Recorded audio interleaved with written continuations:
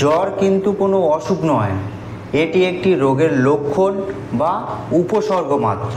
জ্বর এলে বুঝতে হবে যে আমাদের শরীরের মধ্যে কোনো না কোনো অসুস্থতার সৃষ্টি হয়েছে বা আমাদের শরীর কোনো না কোনো রোগের বিরুদ্ধে লড়াই করছে। সেটি হতে পারে সর্দি কাশি, নিউমোনিয়া বা মূত্রনালীর সংক্রমণ, রক্তে ব্যাকটেরিয়া ভাইরাসের সংক্রমণ, ডায়রিয়া ইত্যাদি অনেক রকম কারণ হতে পারে। বাচ্চাকে ওষুধ খাওয়ানোর আগে আপনাকে সবথেকে আগে জানতে হবে কী কারণে জ্বর এসছে বা জ্বর আসার কারণটা কী। সেই হিসাবে যদি ঔষধ খাওয়ানো যায় তাহলে বাচ্চাকে জ্বর বা অসুখ ঠিক করার কোনো ব্যাপারে নয়। প্রথমে জ্বরের কোন কোন লক্ষণগুলো দেখি কোন কোন ওষুধগুলো খাওয়াতে হয় আমি বলে দেবো, এবং পরে জানিয়ে দেবো ওষুধগুলির কাজ কী, কত দাম, কত মাত্রায়, কতবার খাওয়াতে হয়, কতদিন খাওয়াতে হয়, সব কিছু আমি জানিয়ে দেবো। সর্দি কাশি, নিউমোনিয়া আর ঠান্ডার কারণে যদি জ্বর আসে তাহলে জ্বরের জন্য একটা প্যারাসিটামল ঔষধ অবশ্যই খাওয়াতে হয়, আর সর্দি কাশিকে কম করার জন্য সর্দি কাশির একটা ওষুধ খাওয়াতে হয়।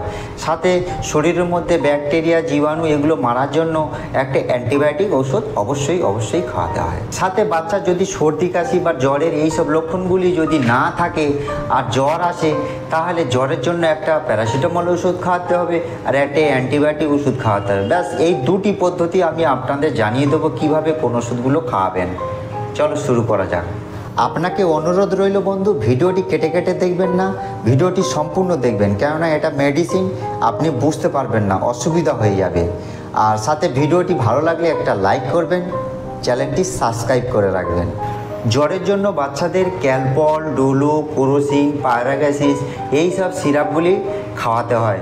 বাচ্চাদের ওজন হিসাবে এই প্যারাসিটামল সিরাপগুলি খাওয়াতে হয় 10 থেকে 15 mg করে প্রতি কেজি ওজন হিসাবে। বেশি জ্বর এলে 6 ঘন্টা পরে খাওয়াবেন, অর্থাৎ সকাল 6টায় খাওয়াবেন, দুপুর 12টার সময় খাওয়াবেন, ফের সন্ধ্যা 6টায়, রাত 12টায়, এইভাবে খাওয়াবেন। আর কম জ্বর এলে দিনে 3 বার করে খাওয়াবেন, সকাল, দুপুর, রাত্রে। খাওয়ার পরে এই সিরাপটি খাওয়াবেন। এইভাবে 3 দিন খাওয়াতে হয়। এখানে আমি 5 থেকে 20 কেজি ওজন পর্যন্ত বাচ্চাদের এই সিরাপগুলি কিভাবে খাওয়াতে হয় তার একটা লিস্ট দিয়ে দিলাম, আপনারা দেখে নিতে পারেন।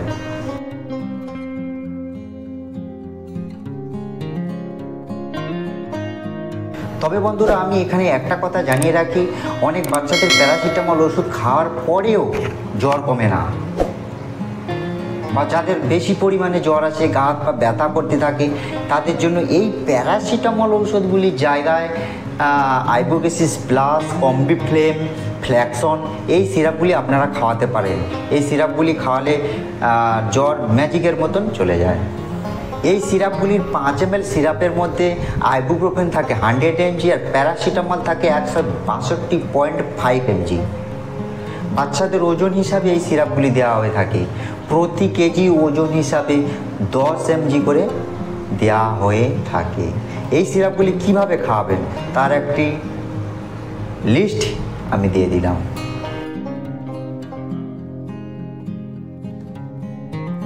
সাথে যদি বাচ্চার সর্দি থাকে, কাশি থাকে, তার জন্য ম্যাক্সট্রা, টিমেনি এই সিরাপগুলি খাওয়াতে হয়। এই সিরাপগুলি কিভাবে খাওয়াতে হয়, কেমন মাত্রা খাওয়াতে হয়, এই নিয়ে আমি একটা ভিডিও আগেই বানিয়ে রেখেছি। এই উপরে আইকনে এখানে এই ভিডিওটির লিঙ্ক দিয়ে দিলাম, আপনারা দেখে নেবেন। এই সব জ্বরের সিরাপগুলি জ্বরটাকে কম করবে, আর সর্দি কাশির যে সিরাপগুলি এই সর্দি কাশির মাত্রাকে কম করবে, কিন্তু ভিতর থেকে জ্বরটাকে একেবারে ঠিক করার জন্য, ভিতরে জীবাণু ব্যাকটেরিয়াগুলি মারার জন্য একটা অ্যান্টিবায়োটিক ওষুধ বন্ধুরা অবশ্যই খাওয়াতে হবে। মার্কেটে অনেক রকম অ্যান্টিবায়োটিক আছে, তার মধ্যে আমি মাত্র তিনটে অ্যান্টিবায়োটিক ঔষধ খুব ভালো, যেগুলো আমি নিজেই দিয়ে থাকি, সেইগুলো আমি আপনাদের জানাবো। যদি বাচ্চার সর্দি কাশির জন্য বা ঠান্ডা লেগে জ্বর হয় তাহলে অ্যাজিথ্রোমাইসিন অ্যান্টিবায়োটিকটি খাওয়াতে হয়।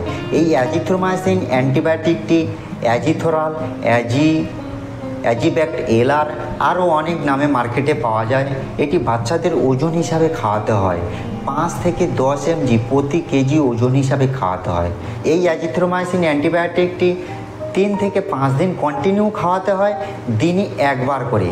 খাওয়ার 30 মিনিট পরে। কিভাবে খাওয়াবেন তার একটা লিস্ট আমি নিচে দিয়ে দিলাম, দেখে নেবেন।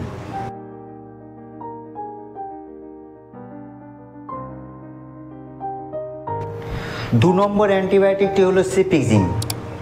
এটি বাচ্চাদের যখন সর্দি কাশির লক্ষণগুলি থাকে না, কম কম জ্বর আসে, তখন এই ওষুধটি ব্যবহার করা হয়ে থাকে। তবে আমি একটা কথা জানিয়ে রাখি, 6 মাস থেকে 1 বছর বাচ্চাদের সর্দি কাশি জ্বর এই দুটোর জন্য এই অ্যান্টিবায়োটিকটা ব্যবহার করা হয়ে থাকে।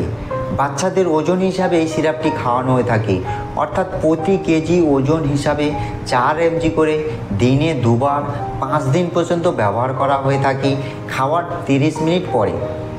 জিফি, ট্যাক্সিম ও আরও অনেক নামে এই অ্যান্টিবায়োটিক সিরাপটি মার্কেটে পাওয়া যায়। 50 mg পাওয়া যায় সিরাপ, আর 100 mg সিরাপ পাওয়া যায়। কিভাবে এই সিরাপগুলি খাওয়াবেন তার একটা লিস্ট দিয়ে দিলাম।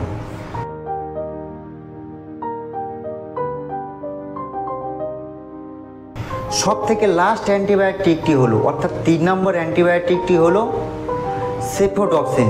এটি খুব ভালো উপকারী অ্যান্টিবায়োটিক। সেটা কম জ্বর আসুক, বেশি জ্বর আসুক বা সর্দি কাশির জন্য হোক, এই অ্যান্টিবায়োটিকটি ব্যবহার করলে খুব ভালো উপকার পাওয়া যায়। এই ওষুধটি ব্যবহার করার পরেও যদি জ্বর না কম হয় বা ঠিক না হয়, তাহলে রক্ত পরীক্ষা করতে হয়। এই সেফোডক্সিন অ্যান্টিবায়োটিকটি মোনোসেপ ও সেফোটেম, সেপ্রক্স আরও অনেক নামে মার্কেটে পাওয়া যায়। 50 mg পাওয়া যায় আর 100 mg পাওয়া যায়। বাচ্চাদের ওজন হিসাবে এই অ্যান্টিবায়োটিক সিরাপটি খাওয়াতে হয়। প্রতি কেজি ওজন হিসাবে 5 mg করে খাওয়াতে হয়, দিনে 2 বার 5 দিন পর্যন্ত খাওয়াতে হয় খাওয়ার 30 মিনিট পরে। ওজন হিসাবে কিভাবে আপনারা এই সিরাপটি খাওয়াবেন বাচ্চাদের তার একটা লিস্ট আমি দিয়ে দিলাম, দেখে নিন।